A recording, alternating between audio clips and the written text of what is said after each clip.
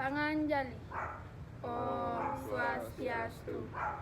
Kami dari kelompok 5 akan mempresentasikan atau memaparkan materi mengenai Kerajaan Kediri. Sebelum itu, izinkan kami untuk memperkenalkan diri masing-masing.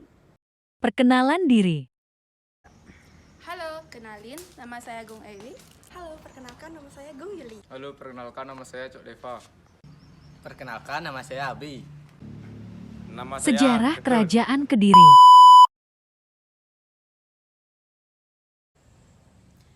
Kerajaan Kediri merupakan pecahan dari Kerajaan Kauripan yang dipimpin oleh Raja Dharmawangsa Airlangga yang berpusat di daerah Medang Kembulan. Di tengah masa kejayaan terjadi perebutan kekuasaan antara kedua putra Airlangga, yaitu Sri Samarawijaya dan Panji Garasakan.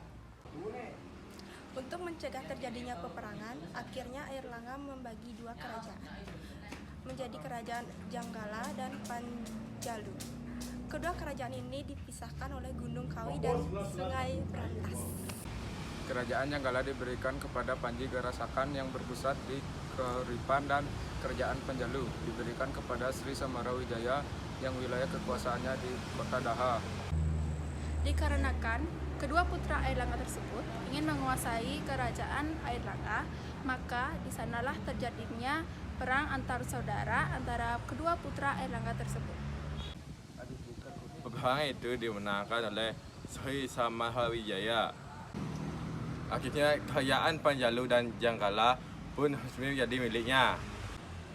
Kerajaan tersebut lebih dikenal dengan nama Kerajaan Kediri, yang terletak di Jawa berpusat di ibu kota Daha.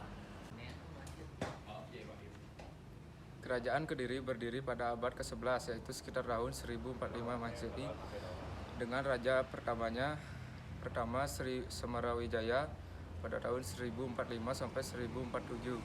Yang kedua Sri Bameswara pada tahun 1117 sampai 1135. Yang ketiga adalah Sri Jayabaya tahun 1135 sampai 1159 Masehi. Pada masa kerajaan yang dipimpin oleh Raja Jayabaya, kerajaan ini mencapai puncak kejayaannya. Raja Jayabaya sangat terkenal dan meninggalkan 3 prasasti, yaitu Yang pertama ada Prasasti Hantang atau Ngantang pada tahun 1135 Masehi. Dalam Prasasti Hantang terdapat tulisan Panjalu Jayati yang artinya Panjalu menang. Yang kedua, Prasasti Talan tahun 1136. Yang ketiga, ada Prasasti Desa Jepun pada tahun 1144 Masehi. Juga raja yang keempat, yaitu Raja Sarweswara pada tahun 1159 sampai 1169. kehidupan ekonomi. Mata pencarian di Kerajaan Kediri adalah pertanian dengan hasil utamanya adalah padi. Selain pertanian, mata pencaharian yang berkembang yaitu pelayaran dan perdagangan, seperti emas, perak, kayu cendana, rempah-rempah, dan tuna. Kehidupan kebudayaan Kerajaan Kediri yang berkembang adalah wayang dan seni sastra. Beberapa karya sastra yang terkenal adalah Yang pertama, itu ada Kitab Bharatayudha. Ditulis pada zaman Raja Jayabaya yang memberikan gambaran terjadinya perang saudara antara Panjalu melawan Janggala, seperti perang Pandawa melawan Kurawa. Yang kedua adalah Kitab Kresnayana, ditulis oleh Empu Triguna pada zaman Raja Jayaswara, berisi perkawinan antara Kresna dan Dewi Rusmini. Yang ketiga, Kitab Samaradano ditulis oleh Empu Darmajo pada zaman Kerajaan Kameswara.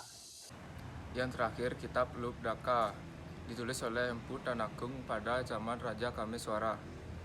Peninggalan Kerajaan Kediri dari sumber asing. Yang pertama, Kronik Tiongkok Lingwaitaita pada tahun 1178 Masehi yang menyebutkan Pucialung merupakan nama dari Panjalu dan Kediri. Yang kedua, itu ada Kitab Ceparce pada tahun 1225 Masehi oleh Chow Yukwa yang menyebutkan bahwa Sukitan, sebuah kerajaan di Jawa Timur yang sebenarnya itu adalah Kediri. Peninggalan Kerajaan Kediri berupa prasasti yang dibagi menjadi 2, yaitu Yang pertama, Prasasti Banjaran pada tahun 1052 Masehi yang berisi tentang cerita kemenangan Panjalu dari Jenggala. Yang kedua adalah Prasasti Hantam bertahun 1135 Masehi tentang pemerintahan Raja Jayabaya. Runtuhnya Kerajaan Kediri. Kerajaan ini runtuh pada tahun 1222 Masehi. Selama 177 tahun masa berdirinya, kerajaan ini cukup membawa pengaruh yang besar di tanah Jawa. Bahkan kerajaan Kediri pernah mencapai masa kejayaannya dan membuktikan pencapaiannya di banyak bidang. Namo Santi. Om Santi Santi Santi Om.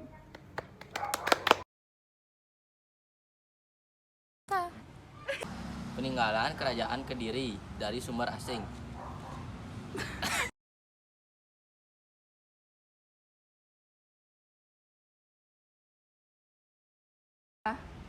Peninggalan kerajaan Selama 177 jadi kerajaan ini cukup membawa pengaruh besar bagi masyarakat di tanah Jawa.